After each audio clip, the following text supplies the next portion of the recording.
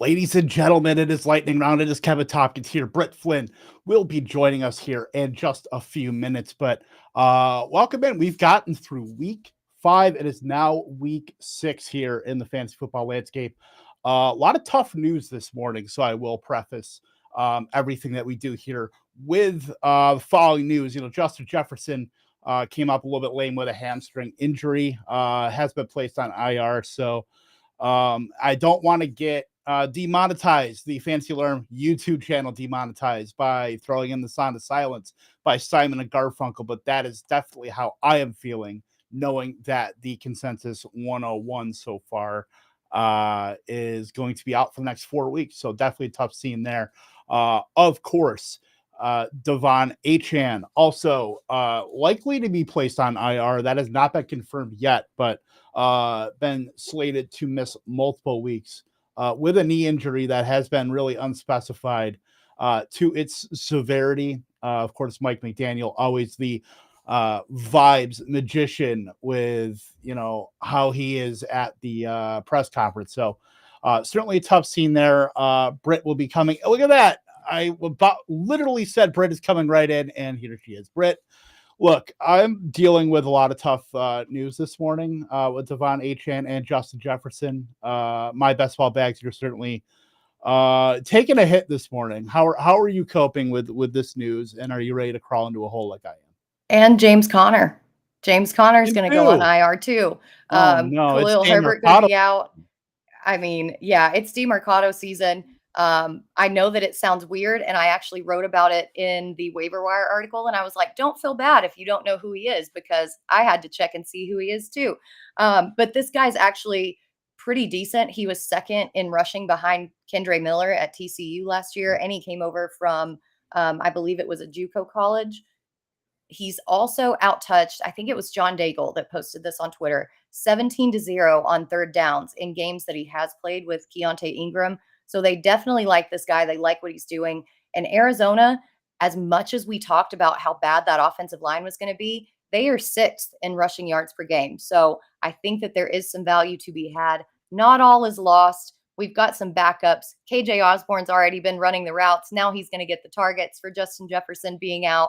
And Jeff Wilson is coming back just in time for Achane to possibly be placed on IR. So I know that you have a lot of Jeff Wilson in best ball. So just look on the bright side, bud.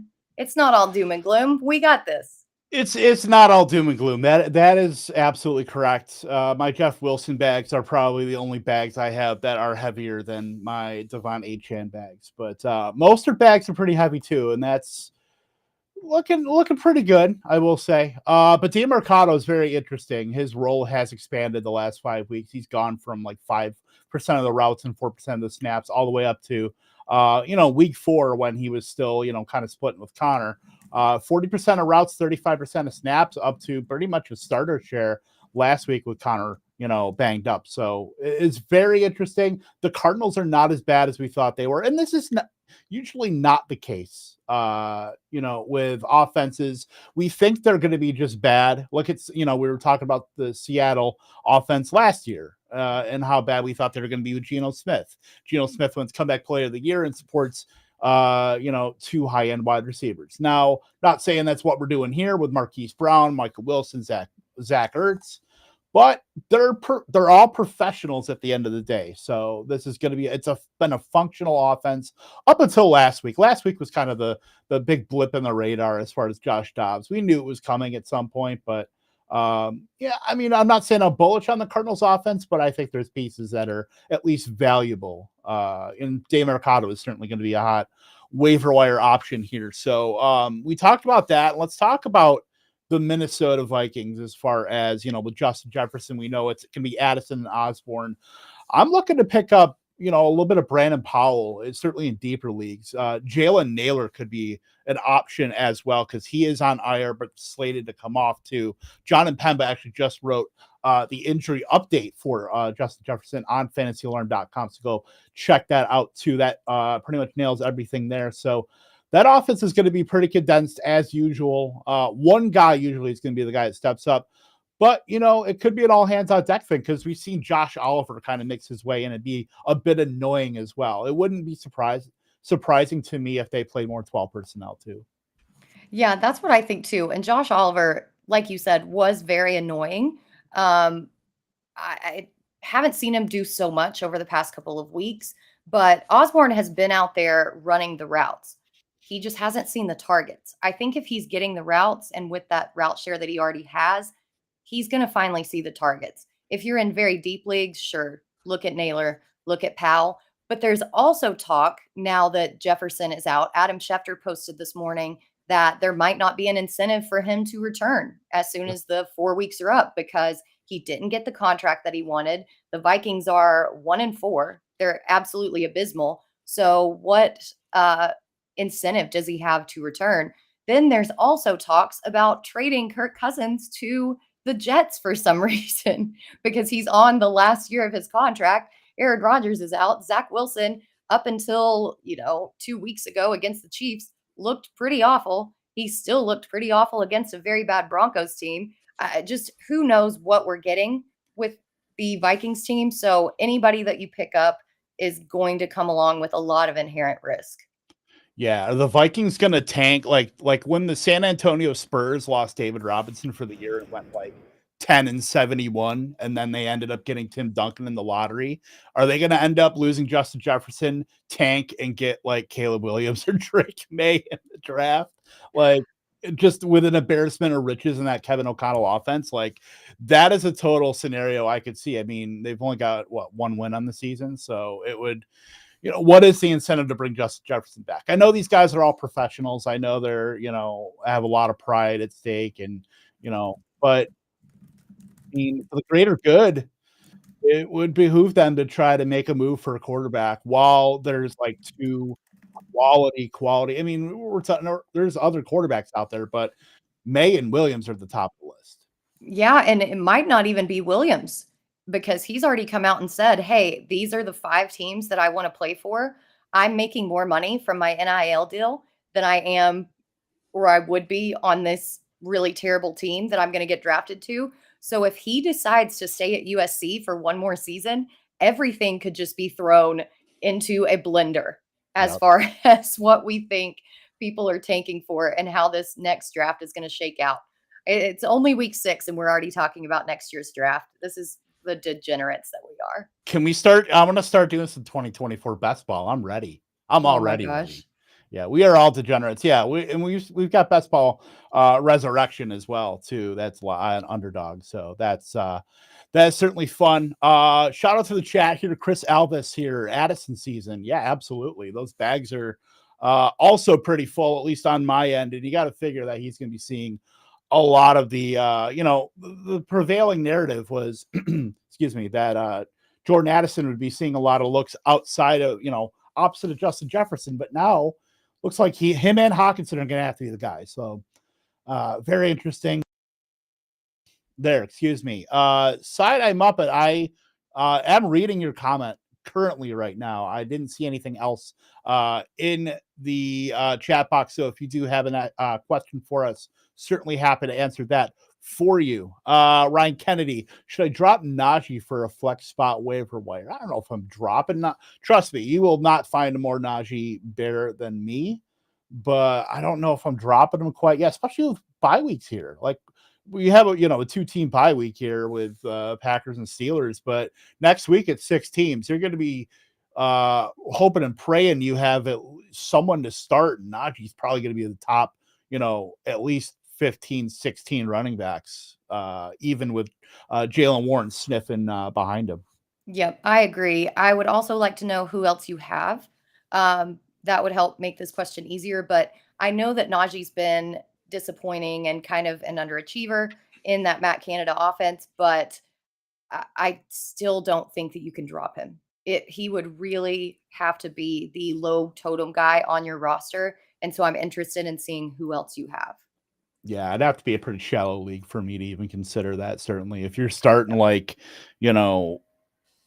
ETN and like all these other guys, then yeah, maybe Najee was a drop. But, in typical like 12-man leagues, I think that's still a long ways away before he can get dropped. Brad McCoy here at Justin Jefferson and Cup have no wide receiver depth. My wide running backs could use an upgrade with Aaron Jones. Should I bite the bullet, trade Judd as an Aaron Jones for like Eckler, Ridley, and Pittman? I mean, if your running backs are using an upgrade, Eckler, who is slated, no guarantee, but slated to come off the, be back for week 6 after his week 5 bye. Ridley and Pittman, I don't mind that, certainly. There's some ambiguity, like Britt said, about Justin Jefferson even, continuing to play after his IR stint. But I understand trading the 101 and getting 2 usable pieces, certainly in Pittman and Ridley. I don't particularly mind that. Yeah, I like it. I just don't know if the other owner is going to go for it. I feel like you might have to throw in one more piece since Justin Jefferson is going to be on IR and they were just getting Austin Eckler back. You might have to throw in another usable piece to get that trade done. Yeah, you might have to do some selling there. You might have to get on the horn and do your best like salesman pitch to get that one done as constructed. But no Andrew Cooper, by the way, dealing with some Xfinity issues. We are not sponsored by them, and if this continues, we will likely not be sponsored by them. But hopefully they get their stuff taken care of. Love you, Coop. We obviously share the same sentiment. Look, we've gotten through 5 weeks here of the NFL season, and as the saying goes, as we love to say on the show, new information has come to light.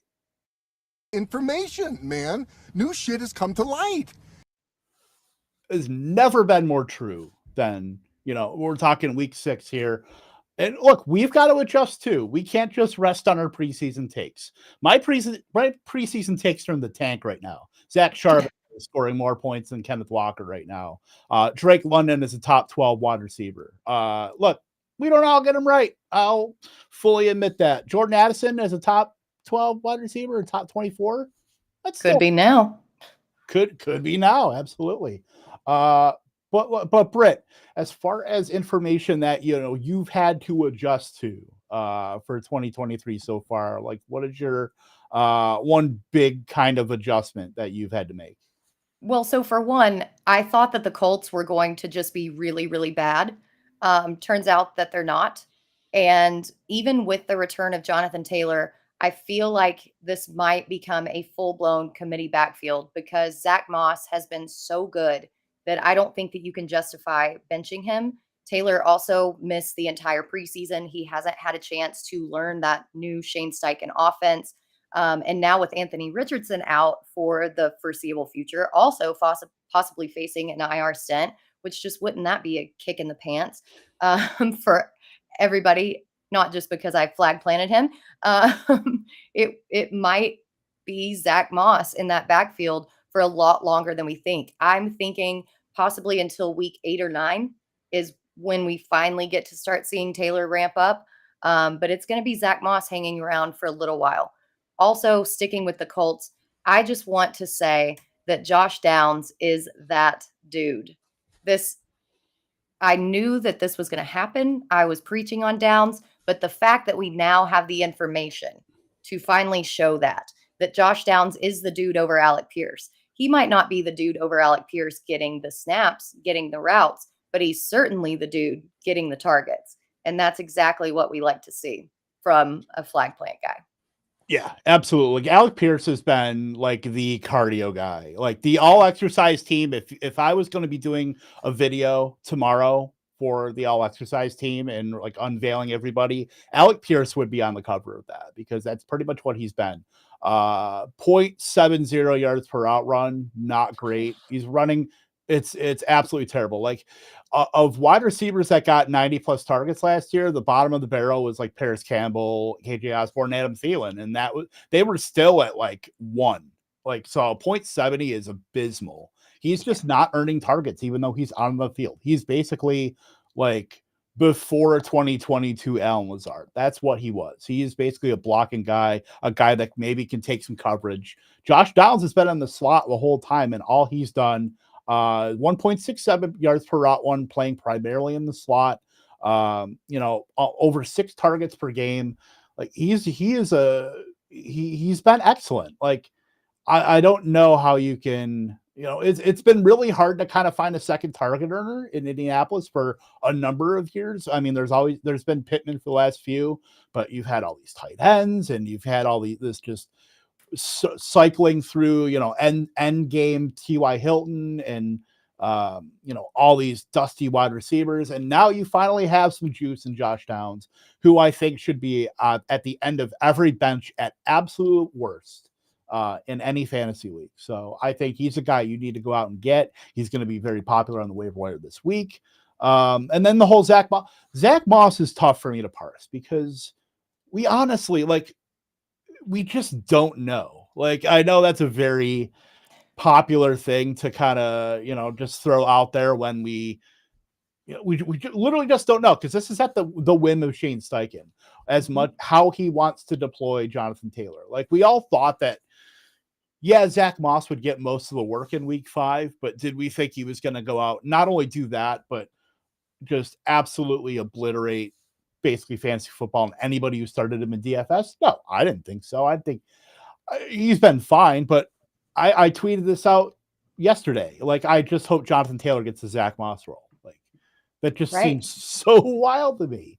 But, this could be a gradual ramping up for Jonathan Taylor, which I think you got to throw Jonathan Taylor in your flex no matter what, just on the hope that he can maybe he gets 30% of the snaps, then he'll get 50, then he'll get ramped up. But with both of those guys there, I don't know if Zach Moss can be put back into the tube right now, because he's absolutely earned a role. Yeah, and against the Titans have been one of, if not the best defenses against the run. Zach Moss was the first runner to have over 100 yards over them. And not only did he get 100 yards, what was it, like 160 or something crazy like that? I mean, it was 165 and 2 touchdowns. Yeah, absolutely insane against a very, very good run defense with their starting quarterback going out when they could have just stacked the box. I mean, you have it exactly right. The genie is out of the bottle, and it's going to be tough to put back in. And, I wouldn't be surprised, because they did pay Taylor that much money for that extension. Maybe we just want him to have like a pretty easy, decent year and ride Zach Moss into the ground. Shameless Colts punt there, but we do what we do here. Yeah. One interesting narrative about the whole Moss thing is that with Jonathan Taylor, kind of, I understand trying to get your money when you can, but this also could have been at least the first game part with Moss getting so much run, where Moss has been with the team throughout the entire process. Maybe he got rewarded a little bit for, kind of being that, just kind of being there. Taylor kind of looking out maybe a little for himself.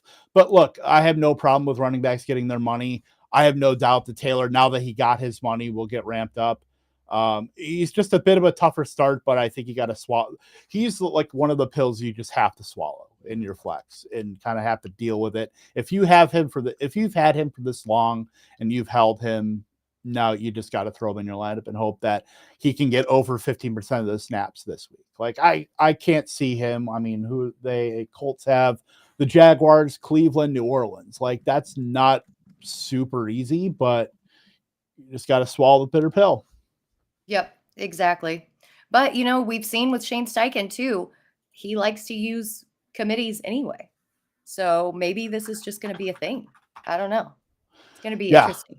And speaking of interesting, look, I've been talking about, my share of dusty wide receivers in my day. And look, I need to swallow a bitter pill myself. A little bit of capitulation here with one, a Detroit Lakes, Minnesota native, Adam Thielen. It's been very tough to not have hardly any Adam Thielen in my best ball portfolio. But look, the guy is we've seen wide receivers in their late stages of their career, guys like Hines Ward, guys like Reggie Wayne, Larry Fitzgerald, who have been big time target earners, who have gone to the inside, who have kicked into the slot, and their career has shot back up. Just being a slot guy, being a guy for Bryce Young, who has the second lowest ADOT in the NFL at 6.6 yards. That's like a match made in heaven. We've known that Bryce Young has a lot of trouble pushing the ball downfield. I don't know if that's, just a construct of the offense or if it's Bryce Young having probably a combination of both, with Bryce Young having his own struggles. But look, Adam Thielen is almost doubled his yards per route run from 1.06 to 1.89 so far in 5 games, averaging 9.5 targets, 8 catches, 79 receiving yards. I mean, I think it's tough because Carolina's already said that they want to get a number 1 wide receiver, and I don't know where they're going to find the capital, considering they don't have a first-round pick to go ahead and do that. So what caliber wide receiver are you really going to get? And if they're even serious about doing that, like right now this year, I can't see that. So I think this year where it's kind of we need to find the guys that are going to be in this offense for the foreseeable future. Adam Thielen is a nice bridge to that. So I would say he's a sell high if you have other options ahead of him. If you don't need the production, he's probably more of a hold, because if you feel like you can contend and you need 10 targets and 7 catches for 70 yards every week, obviously that's pretty valuable. But look, he's wide receiver 10 right now in fantasy points per game. It's a tough scene. DJ Chark hasn't really done much since coming back had an 11 target game in week 3. Miles Sanders hasn't been that great. He's dealing with a groin injury, but we thought that the receiving component would come along for the ride there. That really hasn't materialized. Terrace Marshall, Jonathan Mingo haven't really. It's been Adam Thielen, almost all Adam Thielen. Yeah, and I think that's the thing with Adam Thielen and why you want to hold on to him, because that safe floor and that consistency is really what you want in your lineup every week, especially where you drafted Adam Thielen. Adam Thielen was basically free. So you should Left for have dead. Yeah, so theoretically, you should have all of these other high upside guys already available in your lineup. And then Thielen's just there to be this consistent target earner, PPR, gold mine monster. And so I would actually hold on to him, especially with Carolina looking as horrible as they do. They're always in a negative game script. They're always looking to pass the ball. As bad as Bryce Young has been, you cannot discredit all of those targets. Yeah, I mean, we want target earners. He's getting all the routes. He's kicking outside when they condense down. Can't really ask. And Terrace Marshall is just not going to be a thing. He's, we've been waiting for him to be a thing for 3 years, and it's not going to happen. I don't think if it's happened in year 3 that it's ever going to happen. I mean, we've even got Laviska Shenault still sprinkling in out there. And it's been Adam Thielen and an injured DJ Chark, who's been the guys.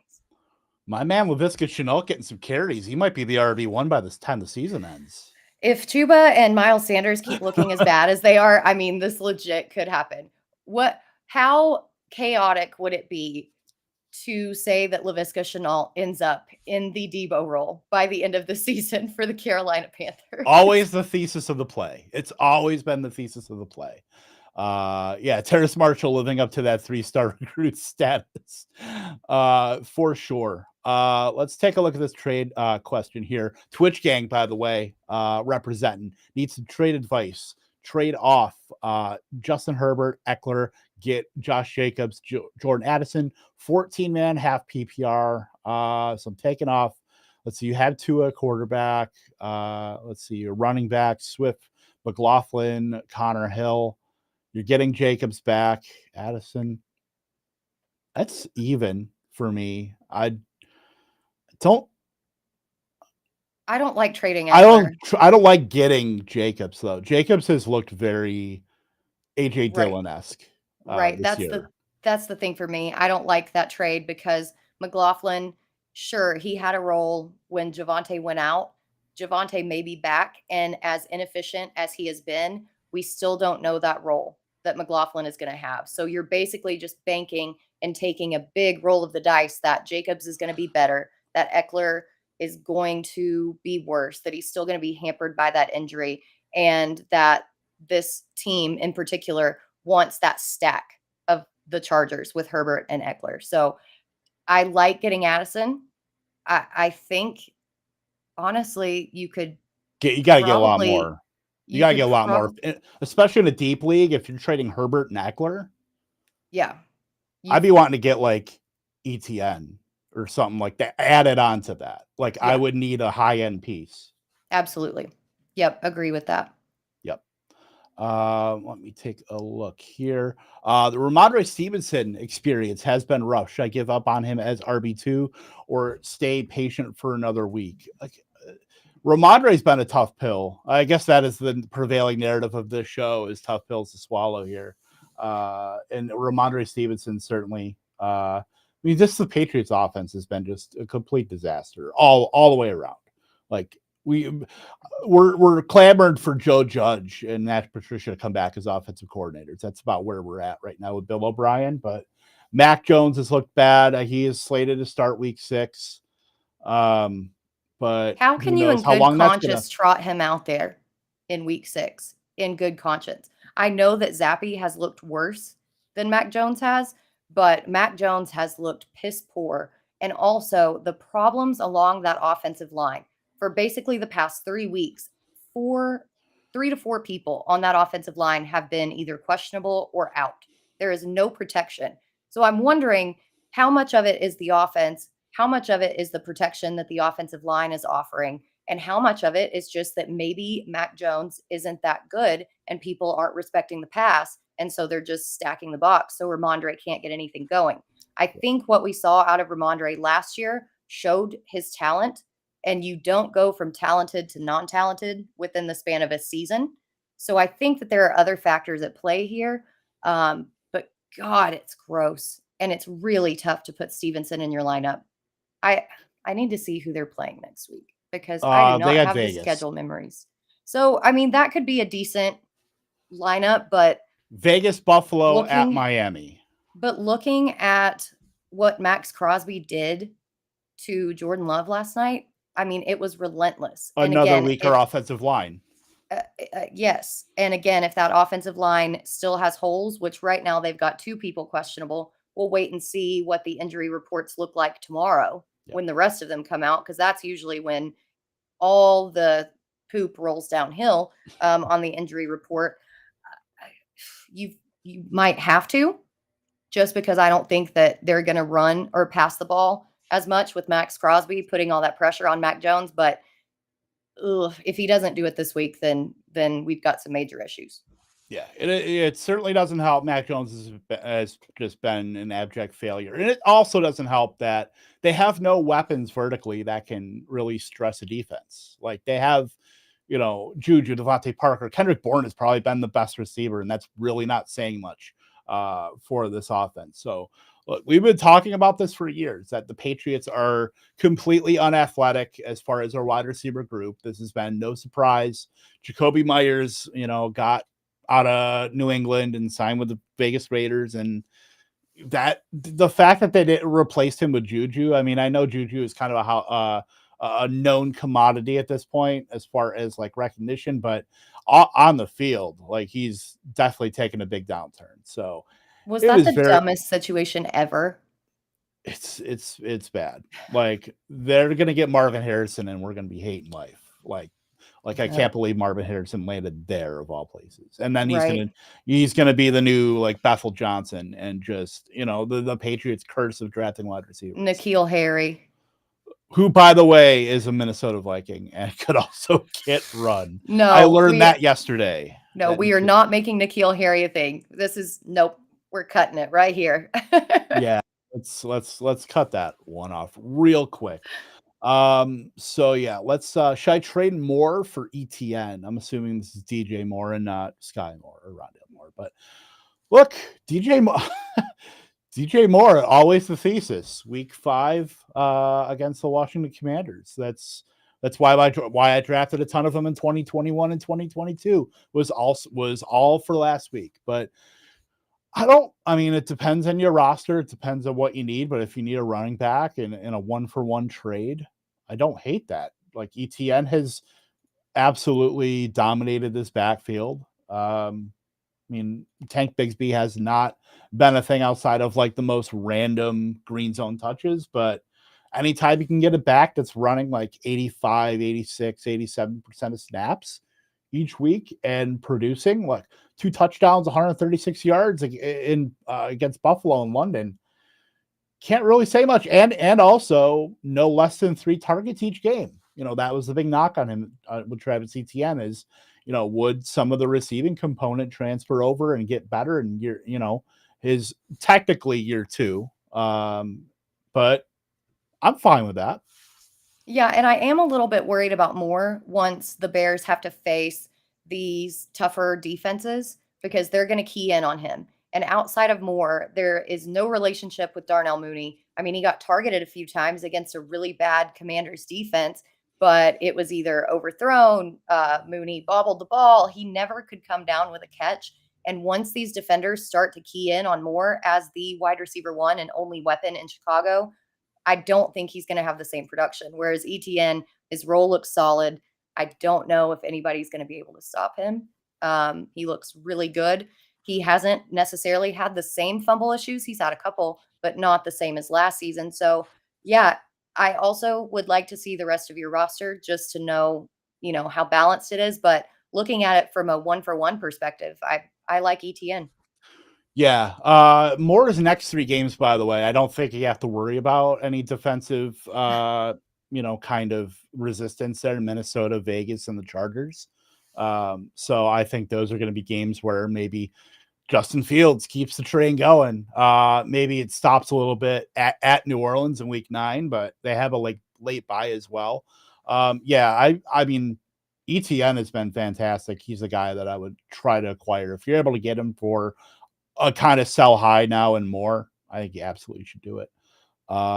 Let's see. With Washington passing 60 times, Jahan Dotson only getting 4 targets. Do I drop him and try for KJ Osborne? This is because Jahan Dotson has been just bad so far, and it's really has not translated over from, he was a pretty high touchdown guy last year with Taylor Heineke and that group there. And now with Sam Howell, that really hasn't translated, into success here. I mean, he's getting targets, but they've been very, very inefficient. We'll get Britt back here in just a second. But yeah, Jahan Dotson's been very inefficient. Like, how many targets has he earned? 30 targets, so that's about 6 per game. Only 1 touchdown, and they've all been of the short varieties. Like, he's only running a 7-yard ADOT right now. So I think it's I don't know if I would drop him quite yet. I think if you're reeling, if you're 1-4 or 2-3, and you really need to make a move a wide receiver, KJ Osborne's going to be getting at least 90-95% routes. So I think that could be in a spot where, if you need the production now and you can't afford to wait on a guy like Dotson, I would make that move. Other than that, if you have the availability to wait, I would probably lean toward keeping him. What do you think, Britt? Yeah, it really, again, depends on your roster and who you've got on there. I'm still decently high on Dotson. I think that the Bears were trying to shut down both of their receivers because McLaurin didn't do very well either. Where they were susceptible was with the tight end and Curtis Samuel out of the slot in the middle. I'm not completely doom and gloom on Jahan Dotson, but again, we talked about it earlier. Depending on how long Justin Jefferson is out, Osborne's getting the snaps, he's getting the routes. The only thing he wasn't getting was the targets, and I think he could be getting the targets. So I'd be interested in seeing who else you have, but I don't hate that move. Yeah, and it's funny. I have both of these guys in my Kings Classic league, and it's a very dicey situation when I have to think about starting like Michael Gallup over Jahan Dotson. Like that is where we are in America, and that doesn't sit right with me. So I am willing to wait a little bit on Jahan Dotson. It's a deeper league where I can afford to kind of keep him because the pickings are slim on the waivers. You know that, Britt. In 14-team, 3 flex leagues. So tough scene. Let's see here. Exactly. That's why I'm trying to sell him high before he fails again. Related to more. Should I trade DeVonata Smith for CeeDee Lamb? We talked about this last week about wide receiver for wide receiver trades, where like I'm not sure what you're getting out of the deal there. Like I don't think it's quite a lateral move because I think CeeDee Lamb is a bit of a bump. If you don't want DeVonata Smith, you'd rather have CeeDee Lamb. I know that Cowboys offense can be volatile at times. I understand that. And they've gotten in some weird game scripts. Yeah. I think, in a vacuum, if I'm looking at player v player, I'd probably rather have CeeDee Lamb, but I trust the Eagles offense more with DeVonata Smith most weeks in such a consolidated offense.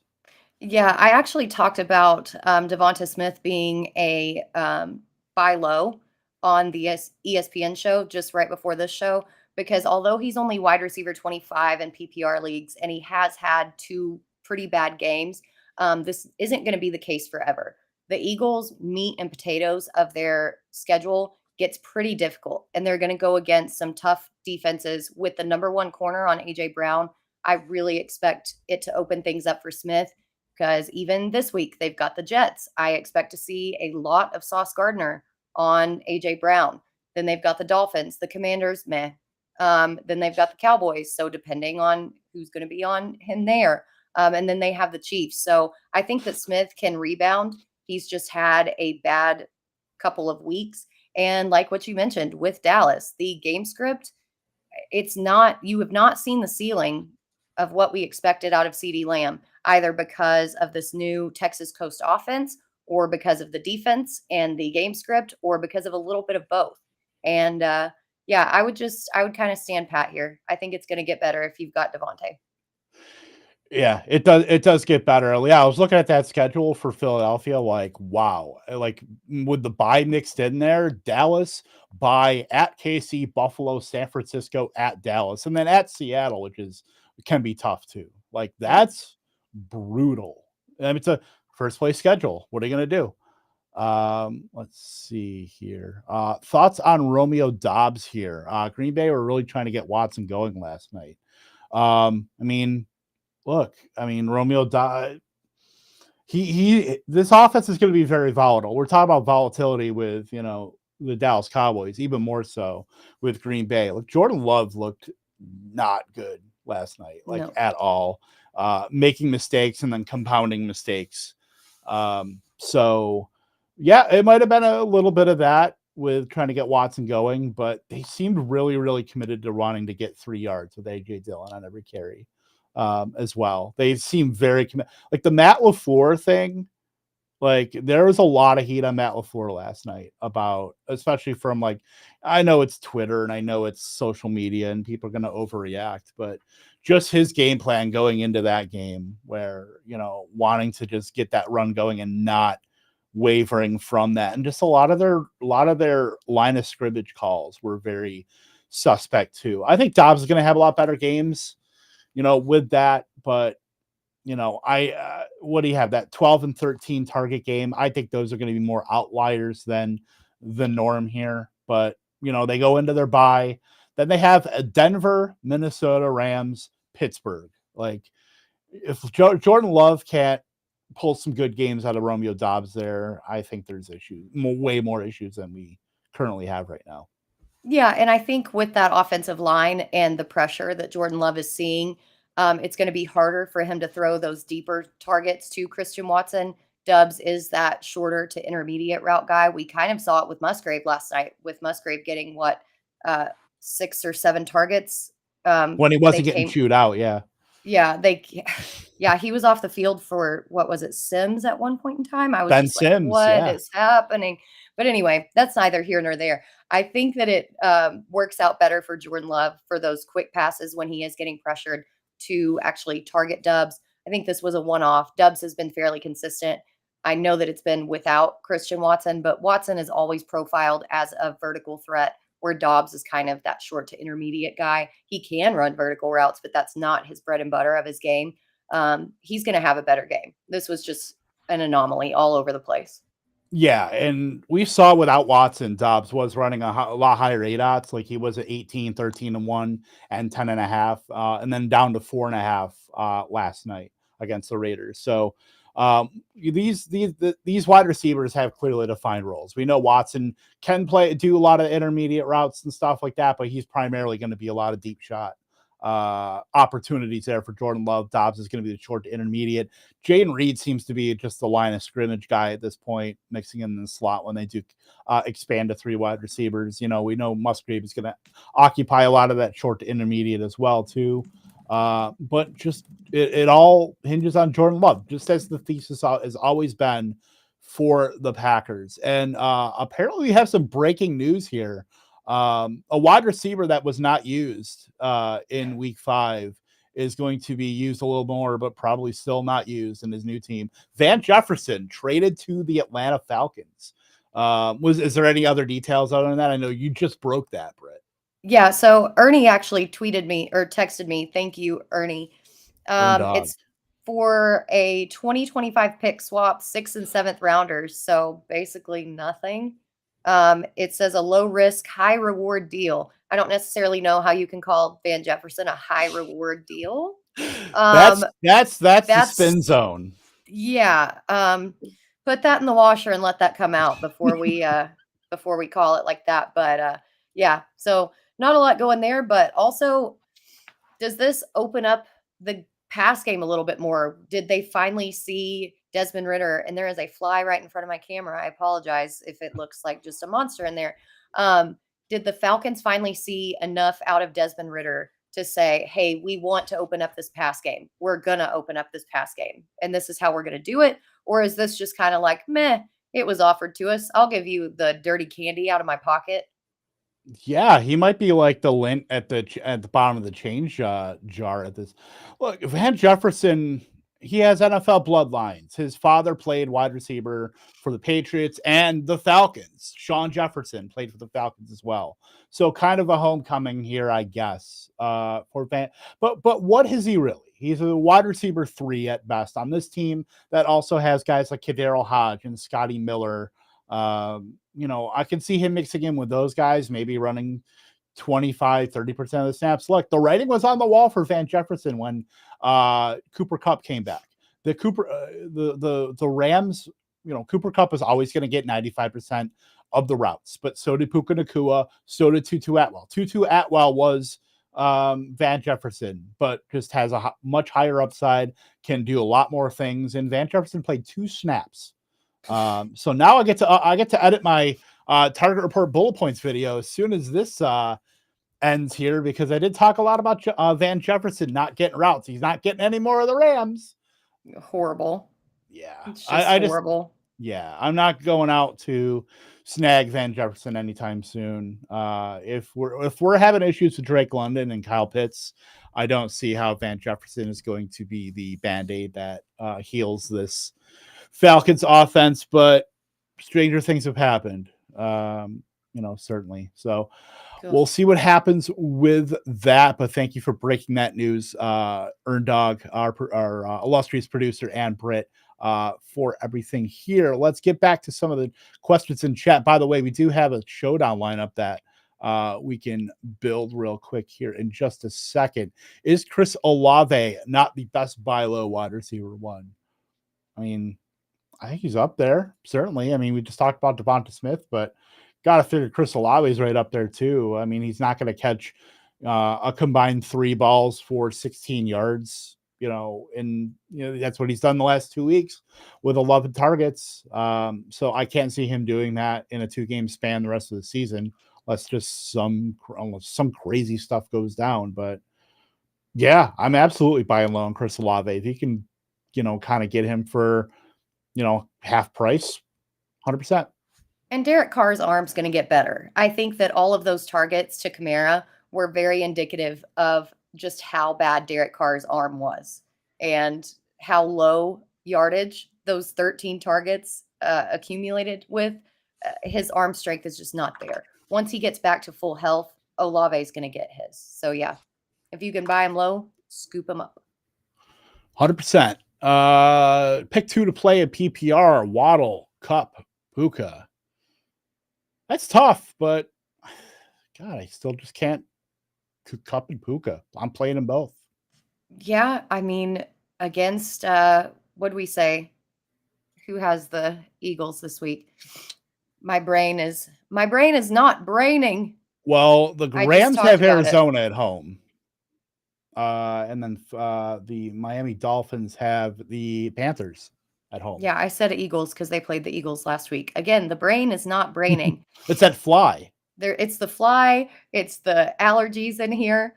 Fall allergies all the time. Yeah, I think I don't necessarily like playing the same receiver on one team. I think I'm going to go Waddle and Cup. But I get it. I mean, I just think there's so. I mean, it's not super condensed, but the targets are so. Right. Yeah, I mean, I'm just gonna say Coop and Puka. I mean, it's what you want to say. But yeah, I mean, I don't think there's really with these 3 wide receivers, there's almost not even a wrong answer, even though there will be, because the one you bench will probably score 35 points. We'll get into finish off these questions and then start that showdown lineup. Let's see, 14 team half PPR is 2 and 3. Trade away Smith, Achane, Najee, Ferguson for Tyreek Hill prior to Sunday. Thought I gave up too much. We'll check the lineup in here, but that's a lot to give up Tyreek Hill. But checking out the lineup here, Geno, Chase, Moore, let's see, Kyron Williams, Breece Hall, Logan Thomas. Your flex is Tyreek Hill. I think you're in pretty good shape. Yeah. I would maybe try to upgrade the quarterback a little bit, but I think Geno's going to have better days ahead of him, so I don't particularly mind that. Agreed. Yep. If you can upgrade that quarterback, especially with all that depth, do it. Absolutely. Let me see here. I think I should try this is from the Jahan Dotson. Let's see. My wide receivers are Rhamondre, Chase, London, Deontay Johnson. Yeah, I'd try for KJ. Yeah, 100%. Van Jefferson will look really good coming out of the tunnel in the Black Yetis, and that will be his Falcons career highlight. Yeah. That's tough. It's a tough scene. Colby here. Pick 2 to play Waddle, Puka, Addison. Waddle, Puka. I mean, we're going to see Addison get a huge bump in routes. I think maybe some slight inefficiency as Kirk Cousins has to deal with life with Addison as his top receiver. Maybe, I mean, Hawkinson too, but still, I'd still play Waddle, Puka, kind of. A bit safer. I'm not going with Waddle against Carolina. Carolina's been fairly tough to throw on. I'm going to go Puka Addison. So sorry, we're not helping. But if everybody's saying the same thing, then, Yeah, then there's no discourse. Exactly. What kind of show is that? Start 1 at flex, full PPR, Pacheco, Flowers, or Lockett. I mean, it's tough to set a lineup on Tuesday, I will say, but Pacheco against the Broncos is just so juicy. Is that a nice lead in to the showdown lineup where we put Isaiah Pacheco as our captain? I don't hate that at all. I actually like that. It gives us some savings. Look at that. That is a seamless transition. I don't think you can beat that. My resume. So thanks for the question. Exactly. Look at that. Like Tingley is not an employee, but perfectly set us up for the segue to our showdown lineup, which I will kind of bump that up a little bit so we can actually see it. But yes, I do like Pacheco there, especially going up against at home against the Broncos. Like, what are we doing? Yep. I think we've got to get Mahomes and Rice in there because I don't know. I think Kelsey was supposed to practice today, but on a short week against a game that they're supposed to win very handedly, I don't know how much they push it with him. Right. And Rice, speaking of Rice, I talked about this in my waiver wire article, but he's not getting the routes, but he is getting so much usage in the red zone. His 8 red zone targets are tied with Travis Kelce for the most on the team. And he's been down on the 1 yard line a couple of times. I think we continue to see his role grow. And especially if Kelce is out, I think you can almost bank on him for a touchdown. Yeah, and the thing that portends, future fantasy usage. Look, we know that there's a huge kind of revolving door with all these Chiefs wide receivers, but targets per route run, like Rashee Rice's targets per route run is 36%.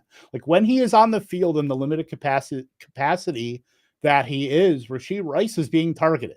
Like this is that stat, which I know can be skewed by some personnel, but this is what we're looking at with like guys like him and Marvin Mims, where they're being so heavily targeted when they're on the field that you need to bump up their snaps, their routes to be able to help your team more. Like that's been the issue with Marvin Mims is like get the dude on the field over Brandon Johnson for love of.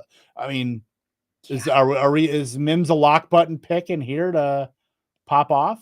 No, I just don't know because he had that fumble and was it a muffed punt last week? That I don't know because I did avoid watching that game like the plague. But as soon as that happened, he didn't see another snap. And so I wonder if he's just being a little punished. McLaughlin at 7K is pretty nice though. Yeah, I like mean, that we got to feel it's a trailing script. He'll probably be, I would think he'd be in over P. Ryan in that. Yeah, I think so too. I think that he's definitely more of the Joker that Sean Payton is looking for. Yeah, I agree. Let's see. Colts need to lose and get Harrison. Trust me, that speaking of homecoming, my boy Marvin Harrison from Syracuse watched him literally growing up at the Carrier Dome, so that would be pretty cool to see Junior go to the Colts there. But a couple, Michael Pittman Jr., Marvin Harrison Jr. It's just nepotism, the little nepotistic Colts here. The Joey Porter situation on the flip side of the ball. The Nepo babies. Let's go. I love it. All right. So we got 2 spots to fill here. Right now we're staring down 9,700 left. Are we looking at Chiefs D? That was what I was literally looking at. I'm going to see what that does for us. That gets us Tony. I don't hate Tony there. But who I actually do like a little bit more in Tony because the big playability is Justin Watson. I was looking at the same. Yep. Oh. And it seems like, again, when Travis Kelce is out, that Watson has a much bigger role in this. And I really don't think that Kelce's going to play. This is just going to be completely a beatdown. I know Jack in the chat says Justin Ross. Justin Ross had like 3 drops in that game against Minnesota. I really think that he's going to get punished for that in one way or another. Not like you're getting a whooping, but where he's just not going to see the field. I think Rice takes over and Watson by proxy takes over. Yeah, absolutely. So yeah, but I do like this lineup a lot. This will certainly get in somewhere. I promise you that we'll do that. But let's get back into the chat because we do have a lot more questions here. A little more Twitch gang action. Patriots Super Bowl bound. I'm going to assume this is Andrew Cooper. You might be a little wrong there, but it's okay. We love you. Would you trade Puka and Pittman or Amari and Flowers? For Amari and Flowers? No, I'm holding Puka and Pittman. Yeah, absolutely. Just traded Mostert for DeVonata Smith. Did I win this? Yeah, you did. Mm-hmm. I think you did. I mean, I know Achan's going to be missing likely a few weeks here. It gets put on IR at least 4. But I still think you won that. Yep, agreed. Like we said earlier, better days are ahead for Smith. Exactly. Who is the slot receiver for Denver? KC typically struggles with slot receivers, so looking at playing them as captain to be different. I mean, it's been a mix of guys. Judy's played the most slot snaps of everybody there, but Sutton's also played there too. Brandon Johnson's also played some in the slot, so is little Jordan Humphrey. So it isn't like one dedicated slot guy. It's a mix of guys that can play multiple wide receiver positions that really kind of fills that need. It's not like a situation where, Adam Thielen is playing 75% of the slot snaps. It's really just a mix of guys. Yep, I agree with that. But I do think that, especially with the rumors of Denver trying to blow up their roster, especially if they lose and when they lose this week, they're going to want to feature Judy so that they can get the most for him in a trade. So I wouldn't be surprised if he went off. That's a very good point. Yep, for sure. Switch McLaughlin for Samaje. Look, some in this house are calling Jaleel McLaughlin Baby Achan. Per what I've heard around here in my house in North Dakota. So I don't know how you feel about that. Yeah, Samaje's RB2 on the depth chart. McLaughlin's RB2 in our hearts and on the field. RB1 here, though. Right. By the way, Youngstown State representing. So look, these small school backs, are certainly showing out. So I am definitely here for Jaleel McLaughlin. Certainly we talk about the eye test. Like, I think he absolutely passes that.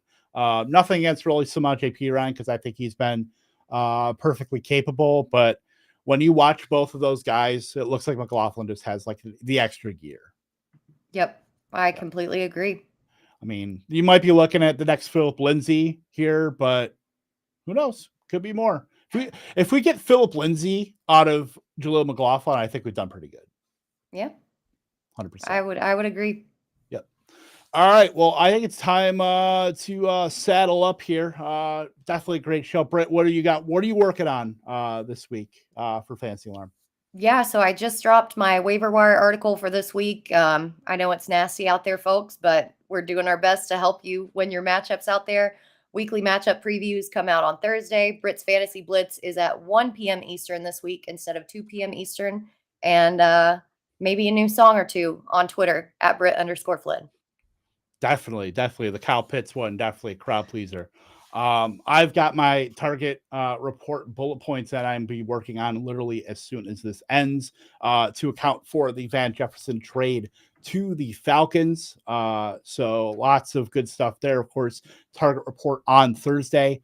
And then Coop, we miss you, buddy. We will see you next week. Hopefully get your internet issues taken care of. Anything else, Britt, before we get out of here? Nope, that's it for me.